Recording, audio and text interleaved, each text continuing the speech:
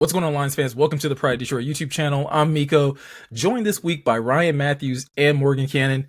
Guys, it's been a minute. I was out for most of last week in Cincinnati, enjoying my girls being awesome at dance. Got to be a really proud dad moment, but super excited to be back here with you guys talking Lions football. Every time we have like these gaps in talking football, I feel like it's an eternity. So super glad that both of you were able to take out some time and for us to be able to talk about the team we love. Feels like fall outside too, so that helps, right? Like it's these last couple of days in Michigan and Detroit.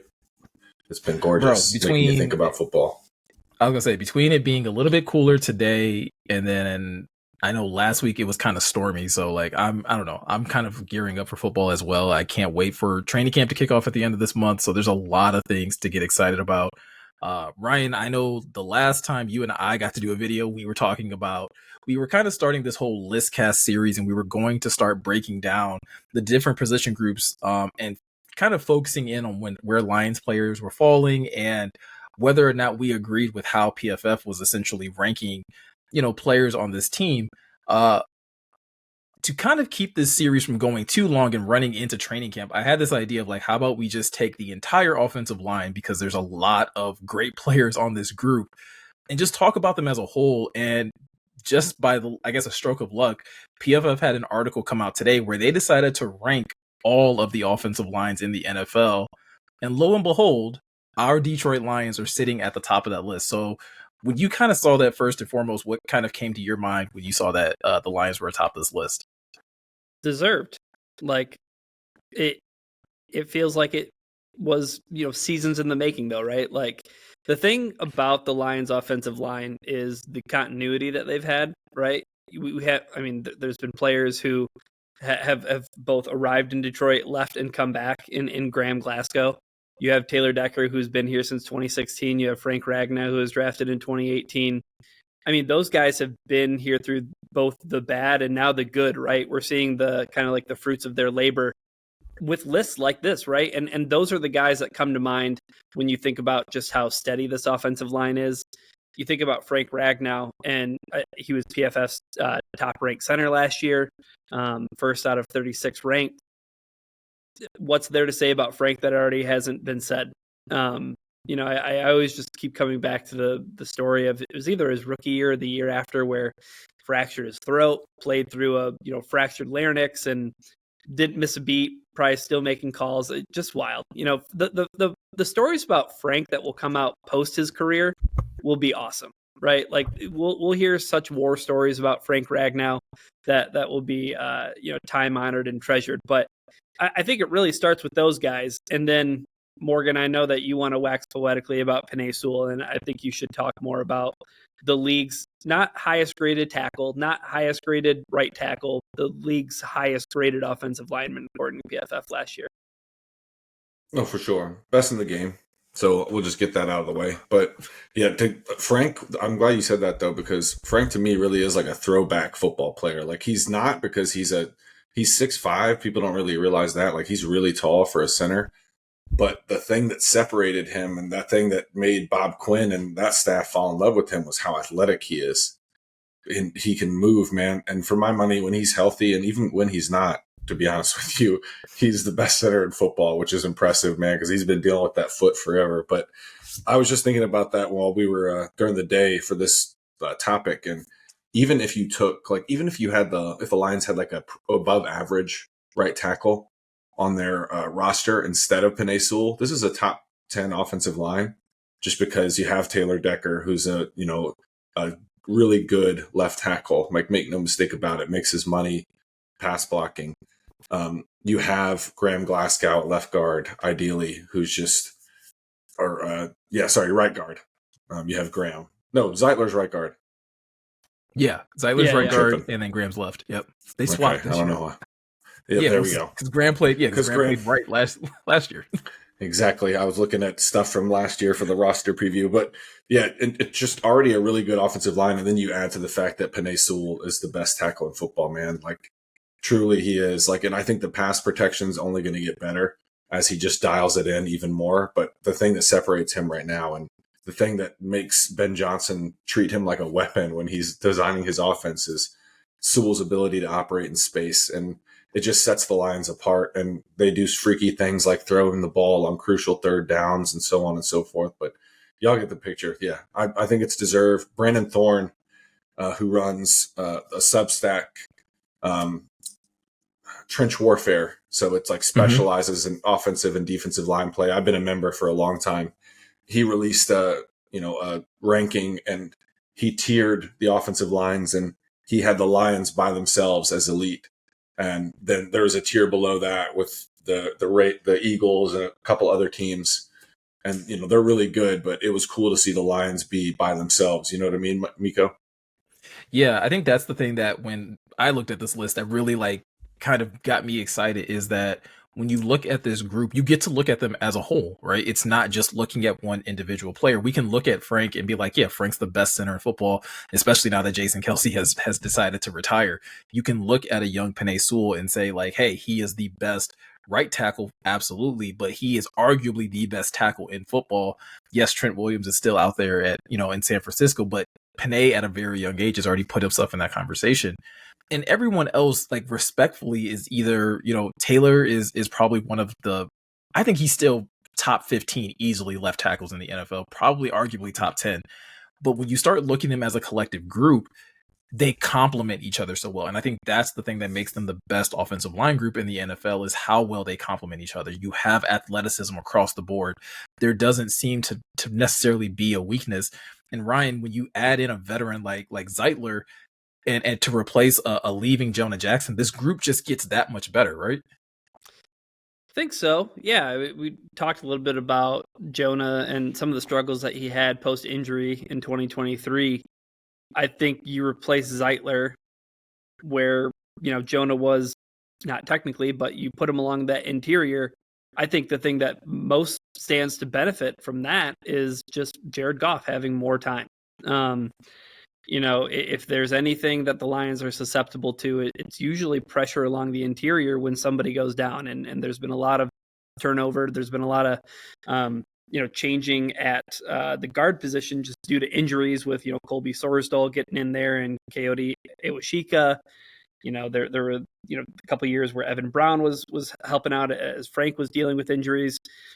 When the Lions felt injuries and took injuries head on along the interior, I thought their passing game probably suffered the most because they the Lions run game is so exotic and so many different schemes and whatnot, whether they're running power zone, whatever they're doing, they have the athleticism and they're a very well coached group. And I think that that's something that really needs to be understated is that Hank Fraley is one of the best in the business. They're a disciplined, well-coached group. They know what they're doing. You don't see too many miscues. You don't see too much miscommunication or guys, not getting passed off or, not them not picking up, stunts or certain things like that. Just doesn't happen all that often. And when it does, people talk about it because it rarely ever happens. And then that's something about offensive line play, right? That kind of rings true is that the only time that people notice you really are when you're screwing up. But what's most interesting about this group, and it speaks to guys with freaky athleticism, like Morgan said with Frank Ragnow, he's a bigger guy. So the things that he's able to do in terms of his agility and what they can do. I mean, pulling a center is not an easy thing to do, and it happens often with Frank because he can make it happen. Obviously, that takes really good guard play too. But the things that Penei Sewell can do, those are the things that stand out to people. They see, players getting moved. They see the way that the offensive line, you don't even bat an eyelash when you're like, oh, Jared Goff was only hit once all game. It's like, yeah, that's another Sunday in Detroit. It's and I think that's where Kevin Zeitler really comes in. I think that he improves this group as a, pass blocking unit. It's awesome that he gets to be, right next to Penei Sewell. Maybe, to Morgan's point, there's some room for growth when it comes to him as a pass blocker. Maybe this helps, it certainly can't hurt. I don't think so. I'm really excited from that standpoint. When I watched, go ahead, Meko. Oh no, I was gonna kick it over to you anyway, Morgan. Like, I mean, again, when you look at this group, like, what else kind of stands out to you when you look at this Lions group as a whole? great minds, because I knew, like, to caveat, like, off what Ryan was saying, man, I was thinking about this when I watched Zeitler's tape. So Zeitler's a right guard. Like, when he came from Baltimore, he was like, oh yeah, I'm playing right guard. Like, just like, it was like Yeah. assumed. I'm sure they had conversations with it, but like, yeah, he's a vet, and he's only ever Mm-hmm. played at right guard. And when I watched his tape, like, he's a good run blocker, but where the man has earned his money for, going on 13 years now, is pass blocking, man. He is a brick wall. Like when Aleem said, like, about when he's like, you couldn't have told me I wasn't punching a brick wall, or whatever he said about Zeitler when they played them. I believe it, because and I do love that compliment to Panay, because then you can, to Ryan's point, get freaky and get Frank and Panay pulling like a pin and pull, because Zeitler's going to pin that 3 technique down. It's going to be fine. He's going to do it. He might not blow the man out of the water, but he's going to get the job done. That's why he's been getting paid for so long. So I love that. And Graham can pull a little bit too. Like, Graham's sneaky athletic. Taylor a little bit, but your 2 main ones that you really want to get out in space and headhunt are Frank and Panay. So I do love that compliment, because it's yin and yang. Like, and I don't want to, this isn't poo-pooing on Zeitler's run blocking, because he'll bury some dudes. Like, he's a physical guy, but yeah, it's a perfect little blend, in my opinion.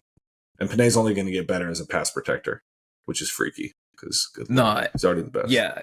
And I like I said, I love the things that you guys are highlighting with this group, and with the new additions that they have, and again highlighting the things that this team and this offensive line group has done well. Ryan shouting out Hank Fraley is probably the thing, like, this article is missing, right? Is just Hank Fraley's name in bold letters on how much he's done with this O-line group.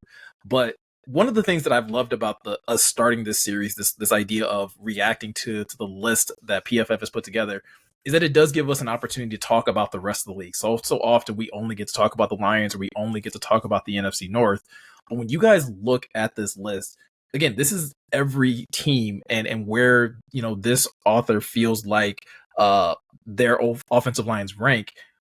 Morgan, I'm going to start with you. Where do you feel like someone has been drastically overrated when you look at this list? I got to go with the Bears, man. And I'm not even being a hater. Let me tell you why. I just don't really see it. Okay. Like, they've had a couple guys play, decently well. I like the right tackle. Darnell Wright. I really do like Darnell Wright. When he was coming out, I was like, man, if they took him and put him at right guard next to Sewell, that would have been pretty crazy. But, he's played well. You have Tevin Jenkins. They're leaning on the Ryan Bates kid a lot, young guy. It's just, I don't know, man. I don't really see them being rated 11th in the league. I think that might just be a little bit of everyone getting on the Bears hype train.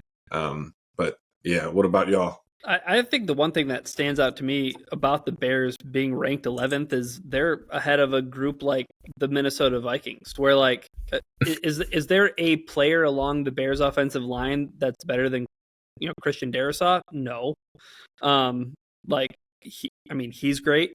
You even look at the Packers. I know that they're going through, some, changeover with, Bakhtiari, moving on. And he's been their left tackle for so long, but I just have a feeling that they'll put it together. But, like, 11th just seems like really high for a list that doesn't have, quote unquote, like a marquee player. It's cool that Tevin Jenkins has made the transition from tackle to guard, and it's been successful. But I don't think that there's anything about Tevin Jenkins where I'm like, oh man, how are the Lions going to be able to, work through him?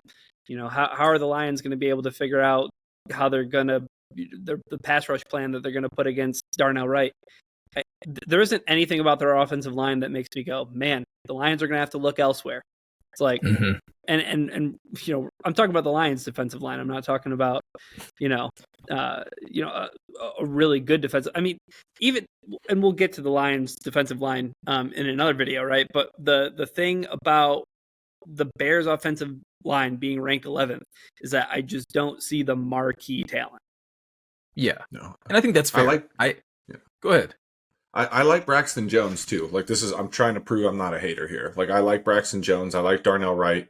I just think it's a lot of projection. Like, if they have a really good 2024 and you want to put the Bears offensive line top 10 next year, sure.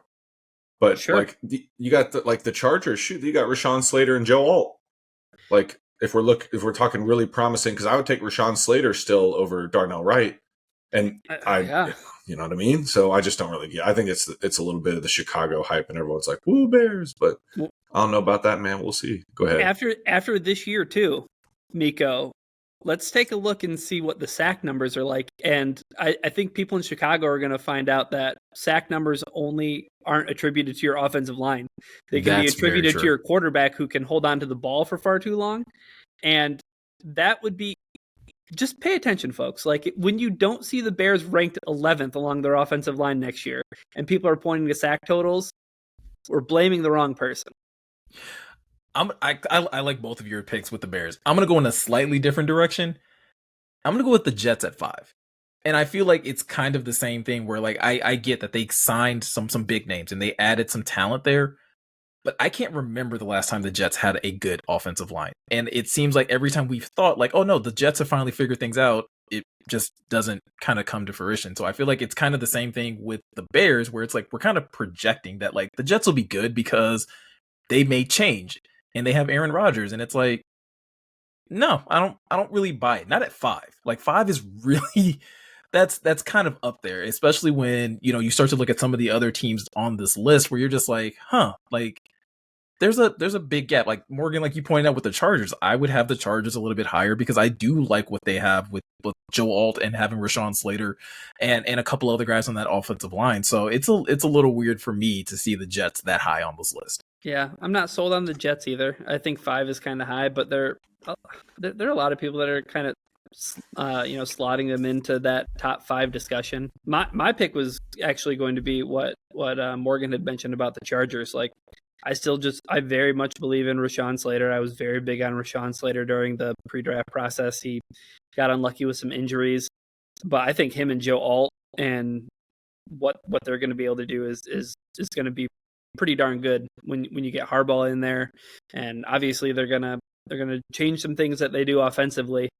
But there's still a ton. I mean, they drafted Zion Johnson. I think it was in the 2023 draft, right? I mean, they've invested a lot of capital into their offensive line, and they haven't drafted any slouches, and that just kind of reminds me of the recipe that the Lions took. You look along that offensive line, Taylor Decker's a first-round pick, Frank Ragnow's a first-round pick, Penei Sewell's a first-round pick, Graham was a third-round pick. I mean, that's some pretty high investments when you're talking about offensive linemen, and you want to just look at other teams that are doing that. And I guess to their credit, like, yeah, you know, the Jets have spent some, you know, valuable draft capital on guys like Elijah Vera Tucker, who missed most of 2023, but Mekhi Becton and things like that. But like, again, like, I don't know if there's quote unquote like a marquee player on that, you know, offensive line other than, you know, Tyron Smith, right? Like, I mean, but he's just, how old is too old for a tackle, right? Like, I think we kind of get spoiled by Trent Williams, in the sense that like that guy is just like somehow he has father time in a sleeper hold. Like, I don't understand how, you know, he keeps doing the things that he's doing, because it's not like he's just suppressing. He's also like body slamming father time and dropping an elbow on father time and hitting him with a stunner. Like, he just continues to be like the master class of tackles, and he's damn near once 40. in a generation. It's like almost like Penei. Like, in my opinion, I really do think, and I think Penei is going to end up being, well, he is kind of already better than Trent Williams in year 3, but you know what I mean? First team All Pro. But I really do. I think it's like a once in a generation athlete. Now, I've thought Trent Williams is like that dude for a long time now, back to like the days where he punched Richard Sherman in the face in that little post game scuffle. I was like, oh, this man is like that too, because I knew he had been a dog. But yeah, I like that. Remember, you guys said too, the Lions, it took a little bit for the Lions to like, for it all to come together. Like, you know, dating back to taking Penei 7th overall in 2021, the first pick this regime made. So it took a little bit. So to your point,